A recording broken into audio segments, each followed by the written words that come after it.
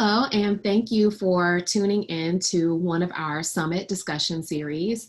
My name is Dr. Faith Gibson Hubbard, and I am so excited to join you today to have a conversation with what to expect. And Heidi is here to join me. I'm going to allow her to introduce herself in just a moment, but I hope that everyone is either right now enjoying the Mayor's National Maternal and Infant Health Summit. Our third year is completely virtual, and all the information that you need to know about the summit, whether you are able to join us live or whether you will be watching in the post-summit period, can be found on dcmaternalhealth.com. We hope that you will join and that you will engage in the conversation, because we know that improving the outcomes for moms, babies, and families and our communities, our holistic well-being, is something that we can all do together. So please go to dcmaternalhealth.com to engage with this year's summit or even with past content. There's so much there for you to enjoy. But I want to thank you, Heidi, for joining me today for this very impromptu conversation, because this is the weekend. This is a Saturday, although people will be watching it on another day. And you were so responsive to talking with me today. And all I say is mom, and I'm there. Well, I said mom. It's great.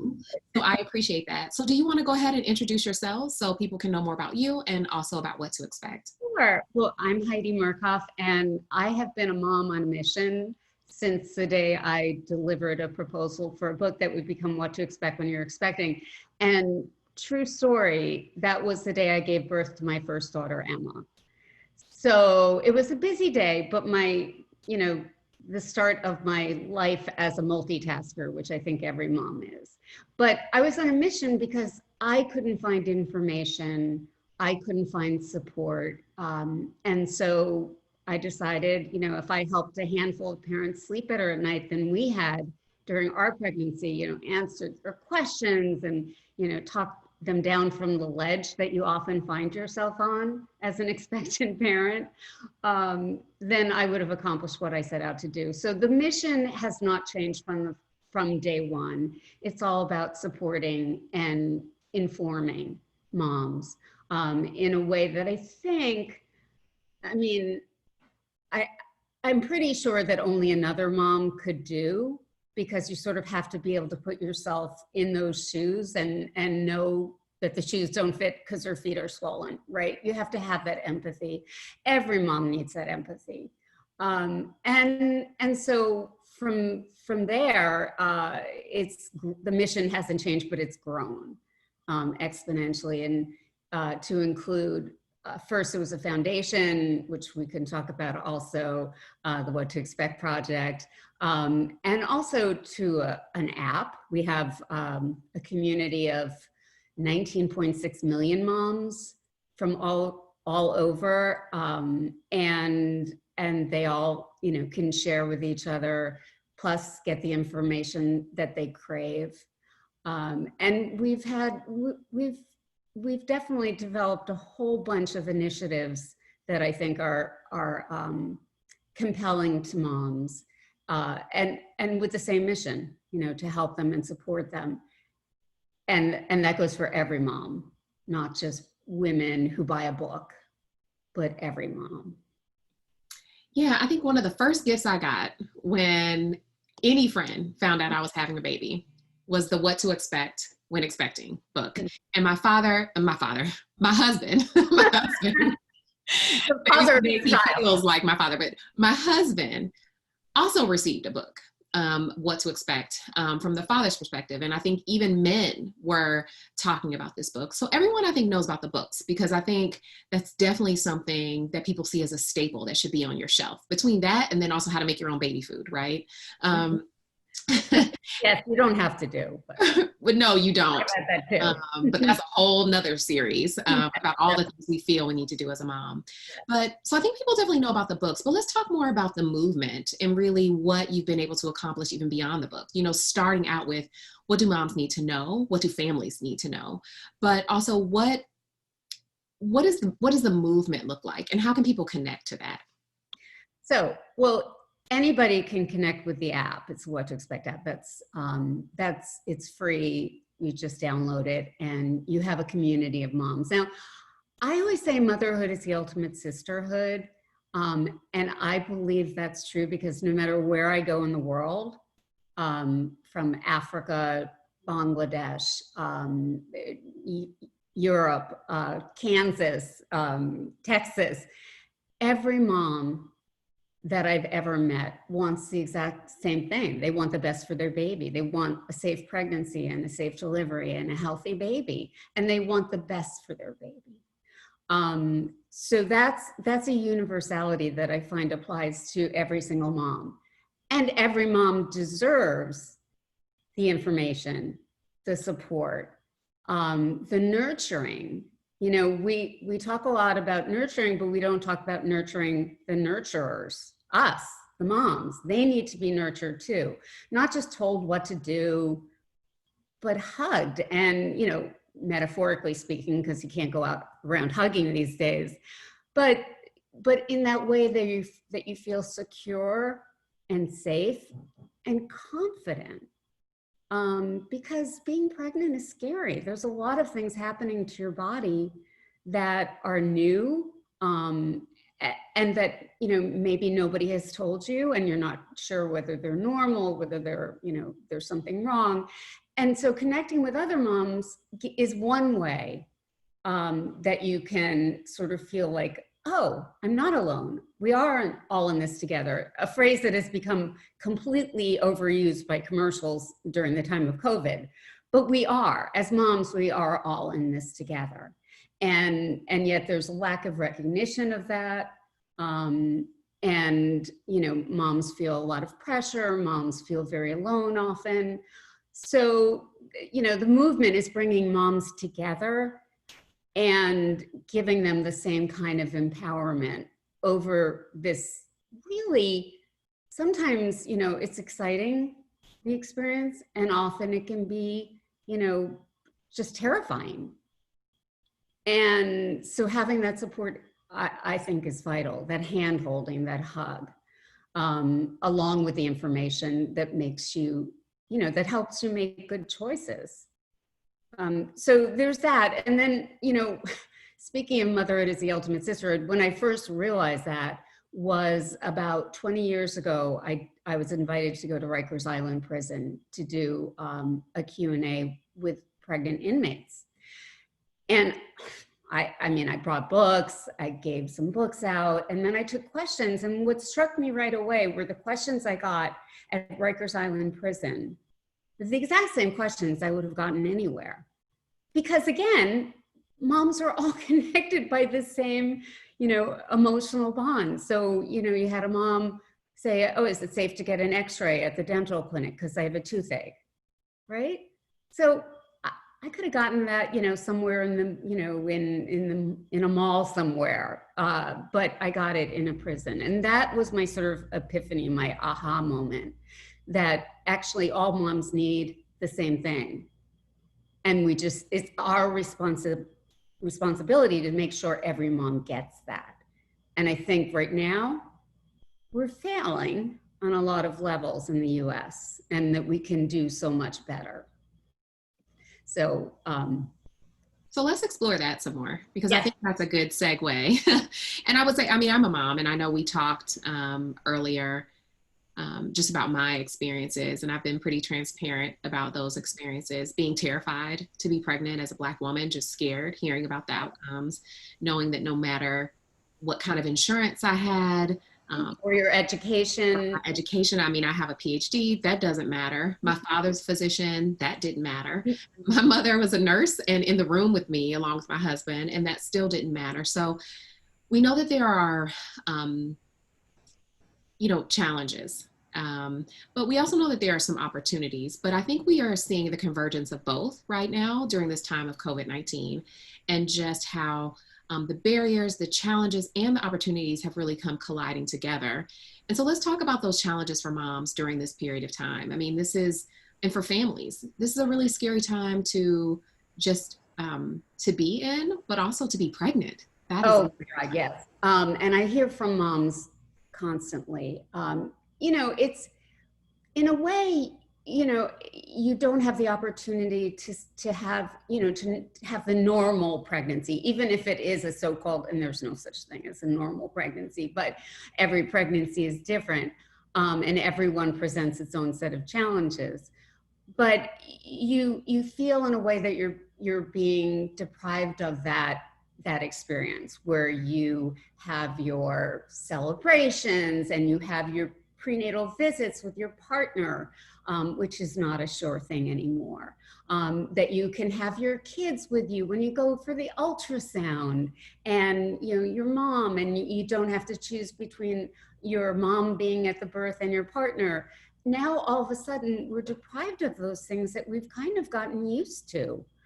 And there's also, you know, the first thing that I was concerned about when COVID first happened, I was writing everybody I could saying, you know, what's going to happen next is that moms are going to fall through the cracks.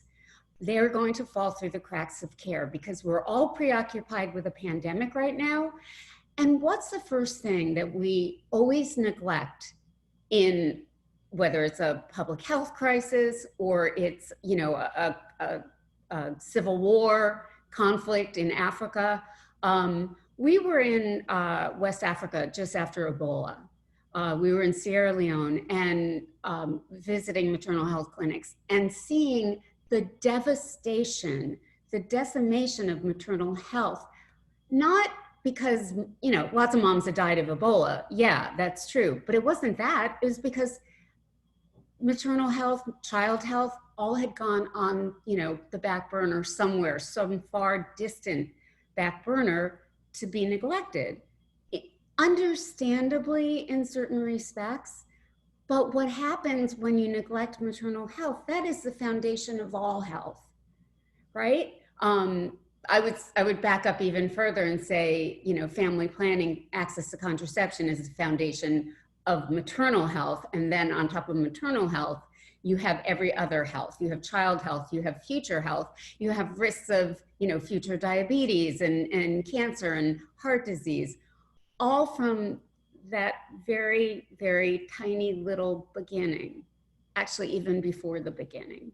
And what happens, sadly, is maternal health is always the last healthcare priority to be talked about. I'm sure you have found this in your work. It's unacceptable, but that's the reality. And so when COVID hit here, I knew the first thing that was going to be neglected was maternal health.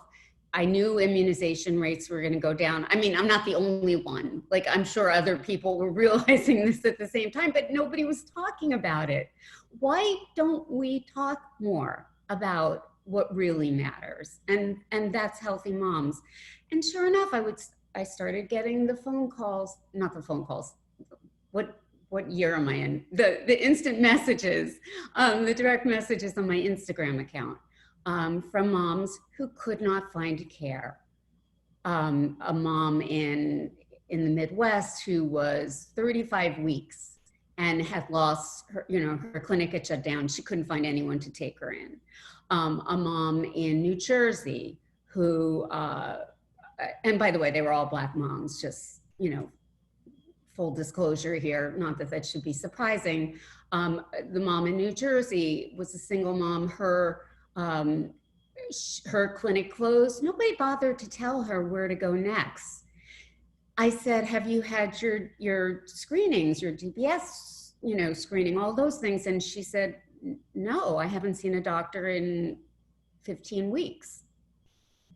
So she fell through those cracks. I have another mom just now I'm talking to who had a blood clot in her lung postpartum, who went undiagnosed. They told her, oh, it's anxiety. That's why you're having pain in your chest. So this is, you know, all part of our, you know, we already had a maternal health problem in this country. We already had the highest maternal mortality in the developed world. And we already had huge disparities in care.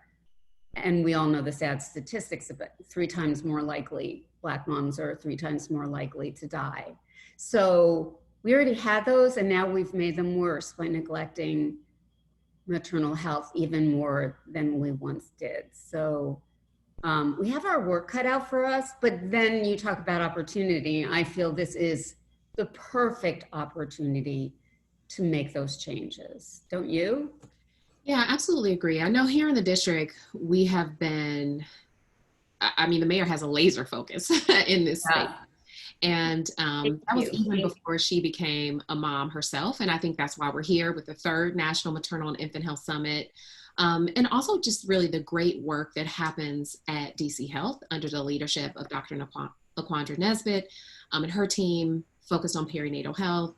You know, we are a small district hoping to move towards statehood. We should. But, you know, what we've realized is that you can still provide a lot of the access points for care, but there is still a trust issue because of a lot of the same things that you just mentioned, right? So in the district, there's access to care even in the midst of COVID. And we know that a lot of moms and families have trust challenges. They have lived experiences. And those things also speak to the second pandemic that we're dealing with right now, which for people of color, we're not surprised. But a lot of people are having a racial awakening right now. And, you know, I think also these issues around not just mortality, but also morbidity, right? Because there are a lot of moms who walk away, or pregnant persons who walk away from birth with trauma, with other lifelong health challenges. From a time that should have been filled with so much beauty.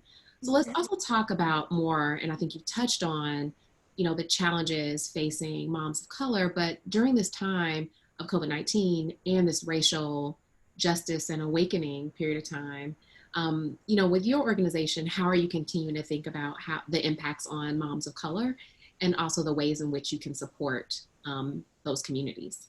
Well, I think the first thing is making sure everyone has the information that they need to not only ask the right questions, but when they don't get an answer, to speak up. It's a lot. I mean, I'm always encouraging moms to speak up. And now the CDC has, you know, the Hear Her campaign, which actually is, you know, very much needed because too often that's exactly what I hear from a mom. You know, I said this, you know, hurt.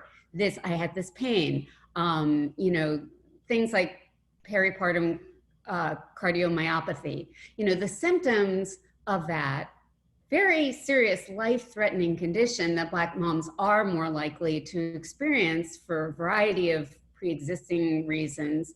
The symptoms are so similar to normal postpartum or late pregnancy symptoms. So you have swelling. Okay, well, that's normal. Right? You have, you know, you're having a hard time breathing. That's normal, right? You're pregnant, of course.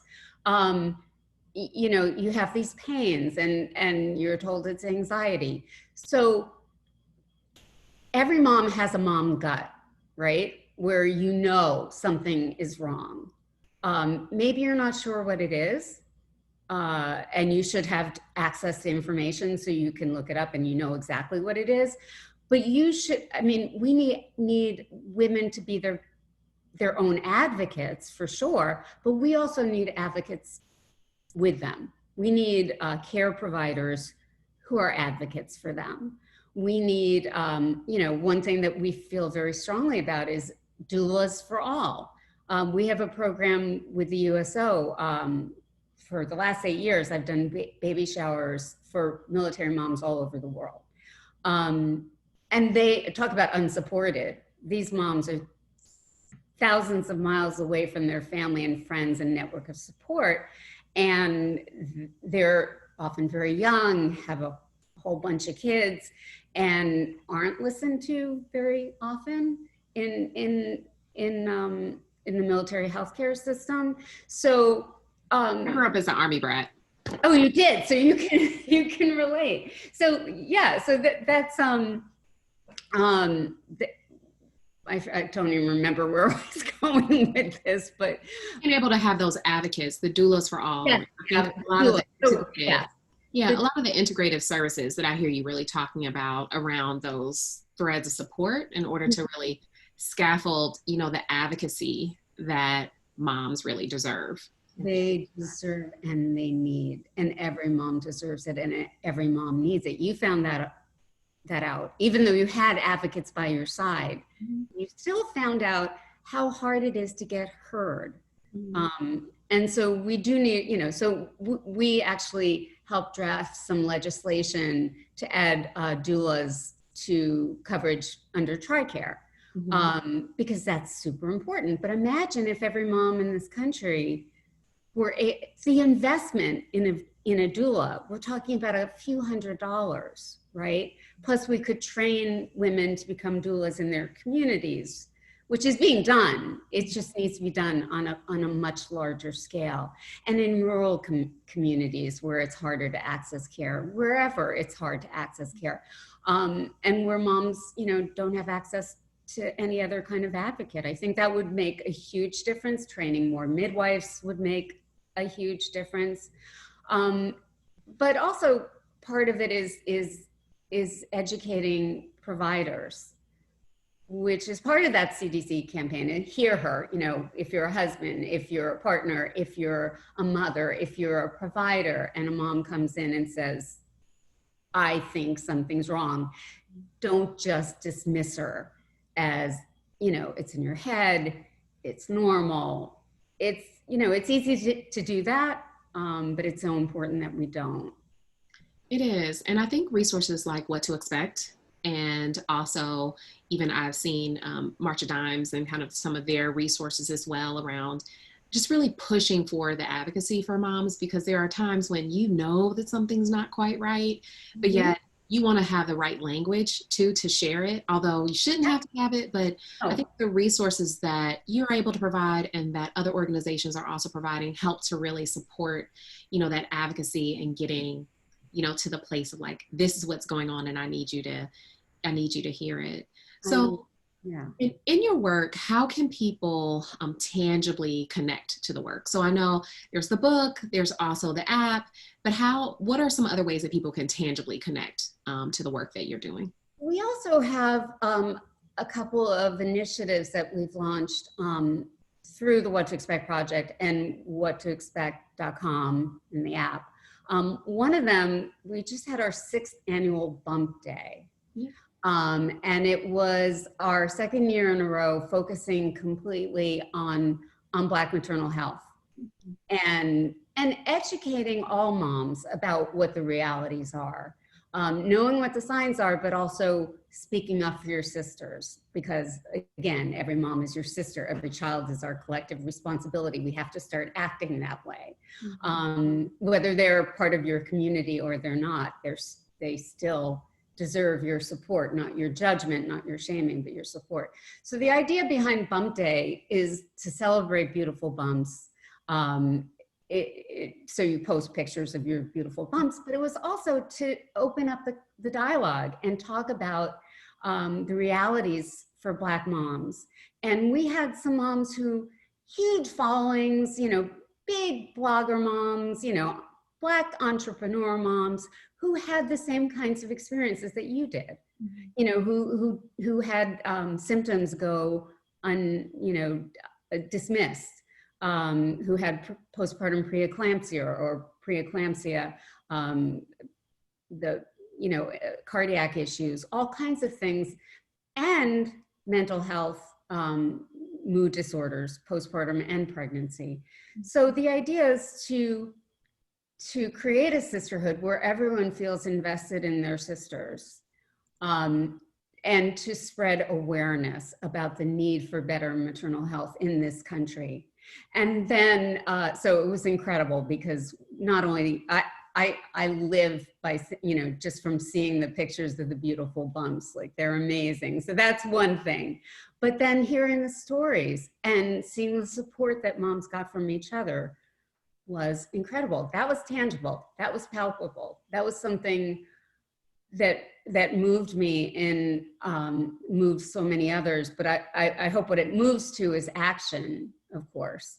The other thing we have going on right now is another hashtag, Mom the Vote. And Mom the Vote is important. It's not political, it's not partisan. The idea is all of these issues that that impact families so directly: maternal health care, access to health care in general, disparities in care, affordable childcare, paid family leave. These are issues that if we voted, if every mom, took the power of her vote and used it, then maybe we could make the changes that we desperately need in this country so that it's not so hard to be a mom in the US. Why do we make it so hard? Why do we make it exponentially harder to be a Black mom? It makes no sense, but we have the power to change that just by voting for those who vote for you. I'm not going to tell you who to vote for, just, here's the issues. Put them in your mom vote calculator and pick your candidate, but make sure you use that right to vote so that we can actually get some change going. Because it's not just about awareness. Awareness will only get us so far. We need actual changes. Absolutely. And I always remind myself that I'm so fortunate to live in a city where I also have the pleasure of working for a mayor who is really committed to so many of the things that you just mentioned. Paid family leave is something that we have here in the District of Columbia. Look into what we can do more around affordable childcare and also just access. I know that's something that the mayor has tasked me and many of my colleagues with, more integrated services and also our partnerships with hospitals. And I think these are also reasons why we should be a state, to give an example to so many others. But I think that's why the summit is so important. And that's why conversations with people like you, Heidi, and partnerships, which I hope are to come, are also so important, because we want to continue to not just bring awareness, but I think the summit gives us a great opportunity to really all convene together and see how much collective power we have to really move things forward to greater outcomes. So I'm so excited that you mentioned all the wonderful things that you've mentioned today. And I learned so much more about what to expect. And I hope that other people did as well.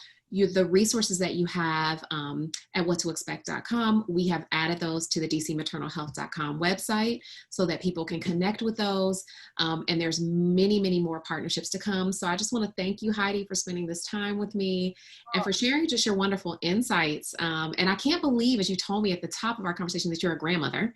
So you probably need to also share your skin regimen with everyone here and all your regimens. But thank you so much for this time, Heidi. I really appreciate it. Thank you, Faith. And thank you, Mayor, for this incredible summit. And we need so many more like that. We need to come together and support moms as, one sisterhood. Absolutely. So again, thank you to Heidi and to What to Expect. If you want to see any more of their resources, please go on to dcmaternalhealth.com. And on behalf of Mayor Muriel Bowser, I want to thank you for joining us for this conversation, for joining us for the National Maternal and Infant Health Summit in our third year, all virtual. And I hope that you'll continue to stay connected to the Mayor's Maternal and Infant Health Initiative. And so much of that information can be found on dcmaternalhealth.com again. So thank you so much. And thanks again to you, Heidi. Thank you.